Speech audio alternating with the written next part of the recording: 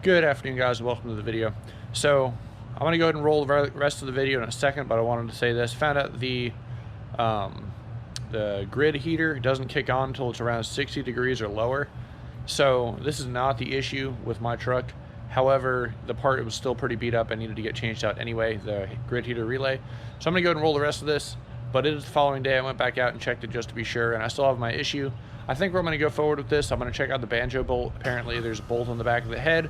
Allegedly that gets loose. I stuck my hand back there. I found it felt kind of greasy and messed up, so it's very possible it's leaking fuel right there, and that could also be the issue with the hard start. If it's not that, I'm going to tighten down all the fuel lines anyway. There's a few more spots we're going to go ahead and check out, not in this video but in the future.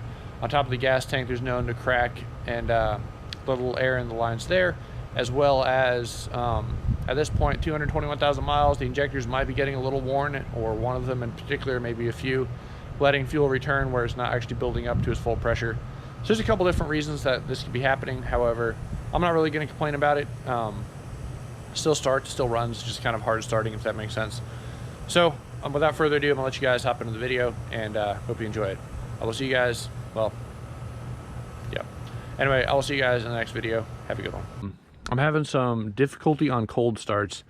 So it's been sitting for a while. I'm not going to demonstrate it right now. Long story short, when I throw ahead and put it in the key, crank it over, usually it'll, I'll wait, crank it over, it'll like cough a little bit, then I wait, turn it back off, it won't actually start, crank it over again, and it'll usually turn on. So when it's hot, absolutely no problems at all.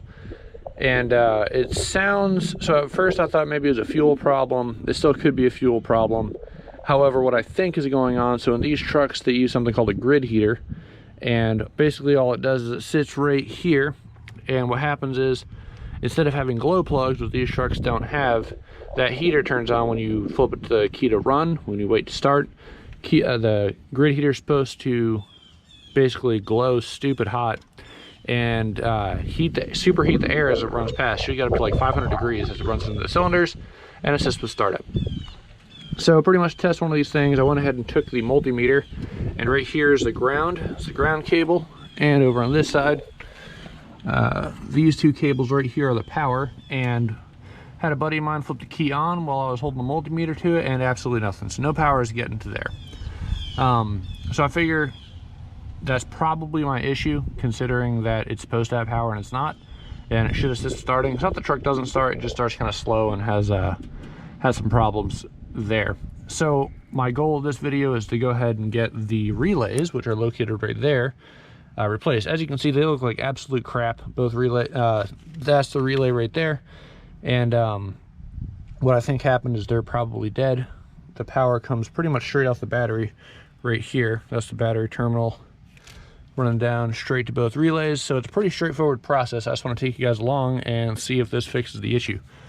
So first thing we got to do is go ahead and undo the batteries on both sides. I'm going to do this whole battery on this side, undo it, and then undo the ground on that side, because I found out that it kind of makes sense, I guess. But if you leave one of the other totally plugged up, truck still has power. Probably won't start, but it still has power.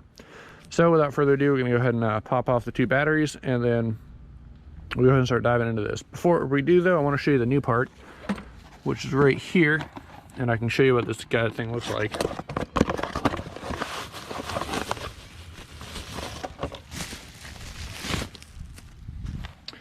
So as you can see, this is the new relay. It's going to sit pretty much like that in the truck. Apparently the pieces for this just slip on instead of getting bolted on, which is fine. But as you can see, this thing looks obviously brand new. One down there looks like that thing. Definitely looks like it's seen better days, probably the OG one. So I figure that's probably my issue, so I'm going to go ahead and replace this, and hopefully we'll get rid of our cold start issues. Alright, so now the whole point of me taking the battery out, just because I want to have more access down in here, and that definitely gives me a little more space to be able to see what's going on down in here. As you can see, that's our relay right there, so I'm going to go ahead and start next by pretty much unbolting everything. I'm going to undo the positive on that side too, because it's still hooked up and it's in series, so the cable runs across to this guy, which then comes into that guy and then goes out and does stuff. So I really want to make sure I don't accidentally shock myself. I hate battery stuff, and I think I can actually see our problem right there. That guy's loose. I don't know if that's a problem or not, but I mean, she looks like she's seen better days. So I think it looks pretty bad. Alrighty, so what we're gonna go ahead and do, if you can see this, we're gonna remove that bolt right there. There's another one in the middle, and it looks like one more on the end right behind this cap. Yeah, right in there. So the top bolts are a 13 millimeter for the power cables, and then these things are not a 10. I thought they were a 10. They're a 3/8, which is kind of weird, but whatever. So that's gonna come out next. And then I'm gonna try and undo, my plan right now is to undo the bolts that actually hook this thing up, these three, and then slide this whole thing up. And then I'll just transfer the wires over to the new assembly one at a time so I can get them all in the right order. That doesn't work out, is what it is, but yeah, this thing, I don't know, but you guys can see that it looks like it's been pretty melted or something's going on, so pretty sure this is my problem. All right, so I went ahead and got it free. It's really hard to see in here because there's not much space, unfortunately, but we're gonna look around on this side. Pretty much, we got two sets of cables right here, and we're gonna go ahead and pop these two off. I can't quite get this out because the way these bottom ones are plugged in. So I'm gonna pop these top ones off to give you some room to see. And then once they come off, we'll go ahead and pop off the other ones. All right, so as you can see, I went ahead and popped off the terminals where my fingers were, and then these are pretty much how it's held. The little relay terminal guys are held on. It's just a little slip-on thing. Let's see if I can get one off with one hand. They're on there pretty good. I'm gonna use two hands to pop that off, but always dirty on a diesel no matter what you do. Anyway, so this is it. I'll show you the new one real quick, which is right here. Pretty much just gonna go on just like that. And yeah, all we gotta do is pop on the new cables.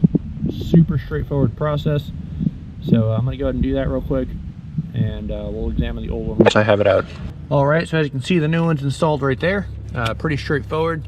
Old one was definitely shot, as you can see. I mean, it's all melted right in there. Hard to say if he was even making contact still. But this had 221,000 miles on it. So I wanted to go over the symptoms real quick. Pretty much, I mean, it would still start up. It would just kind of felt, I mean, I don't know, pretty much if you just cranked it over without waiting for it. With the truck with glow plugs is how it felt.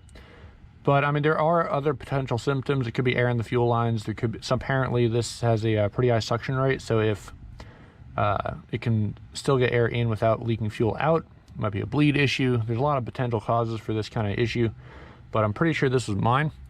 So I'm gonna go ahead and put everything back together as far as batteries go back in it and everything right there and right here. And then we'll go ahead and crank it up and see what happens. The other big way to tell is your voltmeter in your truck, if it works. When the grid heater cycles on, you should see the voltmeter drop noticeably. Mine never dropped since I've had this truck, which has only been about a month now. So pretty high chance that it was, you know, again, not turning on. Anyway, this would probably explain why. So go ahead and yeet this out of there, and then we'll put it back together. Got everything all buttoned up. Batteries are hooked up as it should be. The little guy sitting right down in there hanging out. So let's go ahead and test this out. So the first thing I'm gonna look for is that drop in battery voltage. Also, I noticed my wait to start light never stays on. Kind of just flashes for a bit and turns off. So who knows, might also be a sign. Let's see. The battery voltage.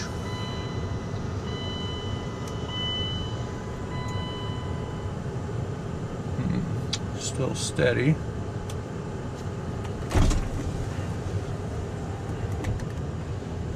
Well, I think we waited long enough. Let's try it. Nope. Oh, the same thing it's been doing. Yeah, so doesn't look like anything's really changed. Not sure what's up. Kind of irritating. I think we're gonna go ahead and have to so we're gonna go ahead and test the voltage over at the terminals and see maybe if there's another break in the line somewhere.